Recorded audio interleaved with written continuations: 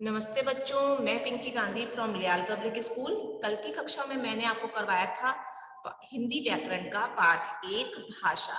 आज उसी की कॉपी पाठ को हम करने वाले हैं। कॉपी में आपको सबसे पहले लिखना है पाठ एक और उसके नीचे आप पाठ का नाम लिखोगे भाषा। प्रश्न एक आप लिखोगे भाषा किसे कहते हैं, प्रश्नवाचक चिन्ह।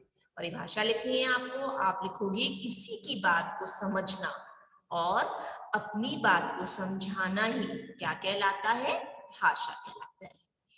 परिभाषा लिखनी है हमें, किसी की बात को समझना और अपनी बात को समझाना ही क्या कहलाता है, भाषा कहलाता है। एक लाइन स्किप करते हो आप प्रश्न दो लिखोगे, आप कौन कौन सी भाषा बोलना और लिखना जानते हैं।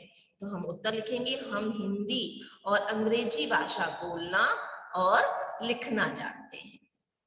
कौन कौन सी भाषाएं जानते हो आप, हिंदी और अंग्रेजी।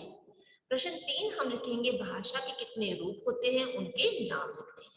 उत्तर में हम लिखेंगे भाषा के दो रूप होते हैं, मौखिक भाषा और लिखित भाषा। प्रश्न चार है खाली स्थान भरिए। प्रश्न चार में हम खाली स्थानों को भरेंगे।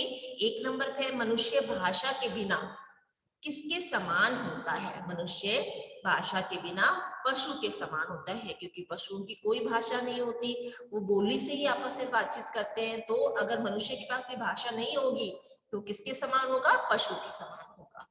दो नंबर पे है अपने विचारों को एक दूसरे तक पहुंचाने का साधन क्या कहलाती है, भाषा कहलाती है। जब हम अपने विचार एक दूसरे को बता सकते हैं तो उसके लिए किस माध्यम का प्रयोग करते हैं, किसके द्वारा हम अपनी बात दूसरों को कहते हैं और दूसरे जो हमें बात कह रहे हैं उस बात को भी हम समझ पाते हैं, तो क्या साधन होता है, वो होता है भाषा।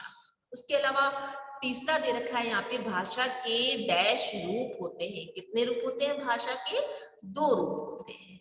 और अगला दे रखा है माँ और परिवार द्वारा सीखी जाने वाली भाषा क्या कहलाती है, मातृभाषा कहलाती है।